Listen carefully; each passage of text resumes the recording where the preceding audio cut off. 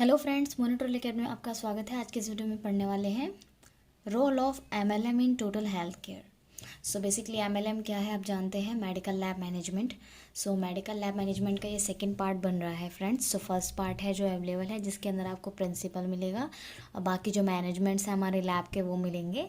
और इसके अंदर हम पढ़ने वाले हैं कि एक्चुअल में जो मेडिकल लैब मैनेजमेंट है उसका हेल्थ केयर में क्या क्या रोल्स हैं। ठीक है, सो फर्स्ट ऑफ ऑल हमारा health care.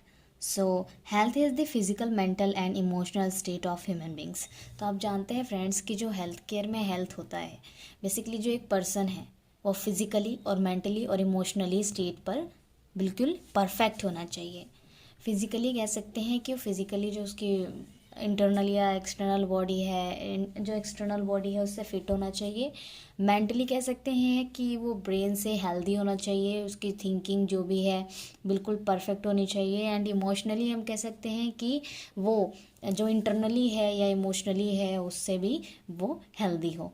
So health has defined by WHO। WHO क्या है friends? World Health Organization. So is the state of mental, physical and social wellbeing. So जो हेल्थ WHO है वो क्या कहता है कि जो एक हेल्थ है उसको हम डिफाइन कर सकते हैं जब कोई person mentally, emotionally, physically, socially बिल्कुल ही वेलबींग हो। ठीक है, so health are involves the aims at purpose diagnosis and treating a patient with the required drug। तो यहाँ पर क्या है फ्रेंड्स कि प्रॉपर डायग्नोसिस होती है और जब एक ह्यूमन की बात करते हैं। ठीक है, तो हेल्थ केयर क्या होता है, हेल्थ केयर का बेसिकली मोटिव क्या है? हेल्थ केयर का मोटिव ये है कि कोई भी पर्सन है, ठीक है, उसका एम होता है कि उसको प्रॉपर डायग्नोसिस मिले, प्रॉपर ट्रीटमेंट मिले उस पेशेंट को। ठीक है, और जो भी ड्रग की रिक्वायरमेंट है वो उसको अवेलेबल हो ताकि उसको कोई भी दिक्कत या इशू ना हो। ठीक है, but the main part of और step of health care is diagnosis. तो जो मेन पार्ट है और स्टेप है हेल्थ केयर का वो बेसिकली डायग्नोसिस है। जब तक आप हेल्थ को डायग्नोज नहीं करोगे, डायग्नोस का मतलब ये है कि आपको कौन सी बीमारी है, कौन सा डिजीज़ है, जब तक आप उसको डायग्नोस करके पता नहीं करोगे तब तक आप उसकी ट्रीटमेंट भी नहीं कर सकते। ठीक है, without proper diagnosis the treatment of disease is impossible. जैसा कि मैंने अभी आपको बताया कि बिना डायग्नोसिस के ट्रीटमेंट पॉसिबल नहीं है। Now a day the disease as becoming complex. तो जैसे ही दिन प्रतिदिन क्या होता है कि डिजीज़ काफ़ी कॉम्प्लेक्स होती जाती हैं।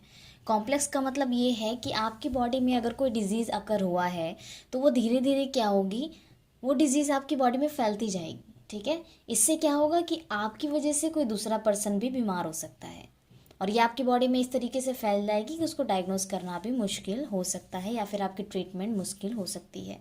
सो it is difficult for a physician to diagnosis, so it is only a basis of the symptoms and clinical basis। तो क्या है कि जब काफ़ी ज़्यादा टाइम हो जाता है तो क्या होता है कि इसको डायग्नोस करना मुश्किल हो जाता है।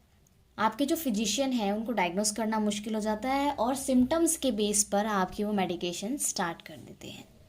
सो the need for diagnostic test therefore become essential. So यहाँ पर जो डायग्नोस्टिक टेस्ट है उसको एसेंशियल माना गया है कि सबसे पहले डायग्नोसिस होना चाहिए। ठीक है, with the help of diagnostic test diagnosis disease also determine the extreme and severity of the disease.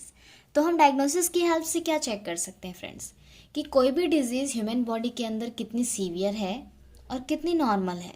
ठीक है, वो डिजीज़ कितनी सीवियरिटी के साथ उसकी बॉडी में एंटर किया है या फिर बाद में सीवियर हुआ है। ठीक है, so with the help so similarly abnormalities in specific part cell और tissue, haematological, biochemical and microbiology are the basic of diagnostic test. तो सिमिलरिटी जो एबनॉर्मलिटीज़ हो सकती है friends, so basically specific parts में हो सकता है, सेल्स में हो सकता है, टिश्यू में भी हो सकती है।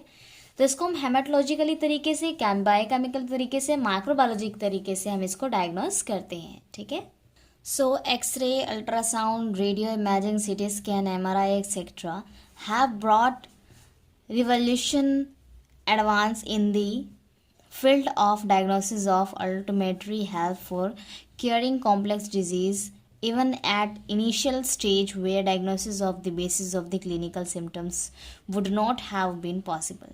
So basically क्या होता है फ्रेंड्स, हमारे पास काफ़ी जो रेडियो एक्टिव ऐसे हैं जो क्या करते हैं, बेसिकली उसको स्कैन कर लेते हैं. स्कैन से आपको पता चलता है कितनी सिवियरिटी के साथ डिजीज़ आपकी बॉडी में फैल चुकी है.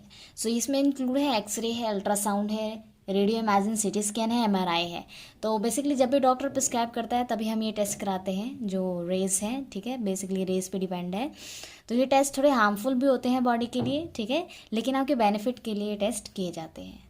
जब काफ़ी ज़्यादा कॉम्प्लेक्स या सिवियरिटी केस हो जाते हैं तो उसमें क्या होता है कि ये पॉसिबिलिटी है कि वो ये टेस्ट लिख देते हैं, ठीक है. सारे रेडियोलॉजी के टेस्ट हैं जो रेडियोलॉजी में परफॉर्म होते हैं. Day by day MLT is becoming more advanced with the advance of a new that the technology, thus it is continuously adding a modern healthcare. तो डे बाय डे क्या होता है कि जो हमारा हेल्थ केयर डिपार्टमेंट है, MLT medical lab technician है, ये क्या होता है, एडवांस होता जा रहा है, ठीक है. एडवांस होने का मतलब ये फ्रेंड्स कि अभी काफ़ी सारे ऐसे लैब्स आ गई हैं, काफ़ी सारे ऐसे टेक्निक्स आ गए हैं जिसके थ्रू हम डिजीज़ को डायग्नोस कर सकते हैं, काफ़ी इजीली डायग्नोस कर सकते हैं. काफ़ी हमारे पास अब एडवांस्ड माइक्रोस्कोप आ गए हैं, हमारे पास इलेक्ट्रॉन माइक्रोस्कोप है जिससे हम वायरसेस को भी डायग्नोस कर सकते हैं, जो पहले ये मुमकिन नहीं था, ठीक है. सो अब क्या है, हम इजीली डायग्नोस कर सकते हैं. सो फ्रेंड्स, ये थे हमारे role of management in total health care, ठीक है. सो जो रोल है ये काफ़ी इंपॉर्टेंट है फ्रेंड्स, स्कोरिंग मार्क्स में आ सकते हैं ये, ठीक है. सो फ्रेंड्स, अगर वीडियो अच्छी लगी हो तो लाइक कीजिएगा, फ्रेंड्स को शेयर करना मत भूलिएगा, चैनल को सब्सक्राइब कर दीजिएगा. आपको डाउट है तो आप इसमें पूछ सकते हैं, कोई क्वेश्चन है आपका तो पूछ सकते हो फ्रेंड्स. मिलते हैं नेक्स्ट वीडियो में. Thank you so much.